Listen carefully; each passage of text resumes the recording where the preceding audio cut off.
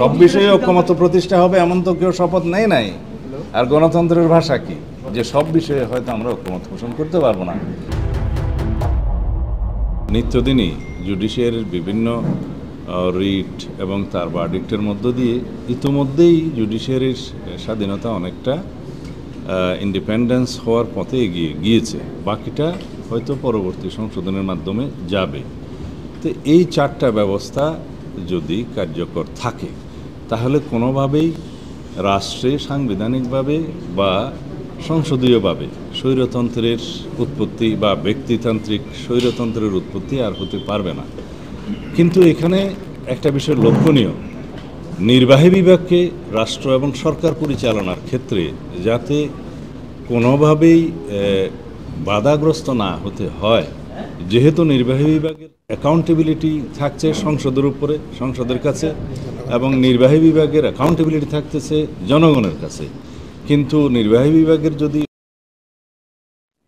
Accountability থাকে, responsibility থাকে, সেটা ঠিক হবে না। সুতরাং নির্বাহী বিভাগের অথরিটি এক্সারসাইজের ক্ষেত্রে রাষ্ট্রের বিভিন্ন অঙ্গের সহায়তার প্রয়োজন আছে। সেই বিবেচনা থেকে আমরা মনে করি যে এখন সাংবিধানিক যে সমস্ত প্রতিষ্ঠানের নিয়োগ এবং সংবিধিবদ্ধ বিভিন্ন প্রতিষ্ঠানের নিয়োগ সংক্রান্ত যে নিয়ন্ত্রণটা করতে চাচ্ছে সাংবিধানিকভাবে, সেটা যদি হয় তাহলে নির্বাহী বিভাগের কার্য সঠিকভাবে একটা ভারসাম্যমূলক সরকার ব্যবস্থা এবং রাষ্ট্র ব্যবস্থা পরিচালনার ক্ষেত্রে প্রতিষ্ঠা করার অনেকটা বাধা পেতে হবে। কিন্তু জনগণের প্রত্যাশা, আমাদের নতুন পরিবর্তিত জনপ্রত্যাশা এবং জন আকাঙ্ক্ষা পরিপূরণের জন্য আগামী দিনে নির্বাহী বিভাগের কাছে অনেক বেশি প্রত্যাশা, অনেক বেশি কার্যক্রম আশা করে।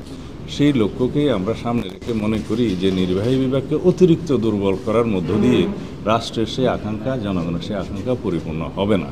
সুতরাং আমরা সেই বক্তব্যটা আগেও দিয়েছি, আজকে হয়তো আবার দেব। সেটার বিবেচনা আমরা মনে করি সেই আলোচনায় আমরা অংশগ্রহণ না করাই উত্তম। ধন্যবাদ।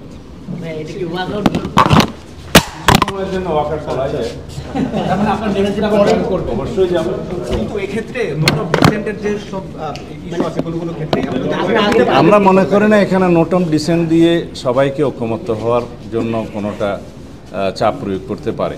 ঐক্যমত্য ঘোষণের কাজই হলো সবাইকে একসাথে নিয়ে চলা, সবাইকে নিয়েই ঐক্যমত্য পোষণ করা। নোট অফ ডিসেন্ট দিয়ে সব সময় নয়।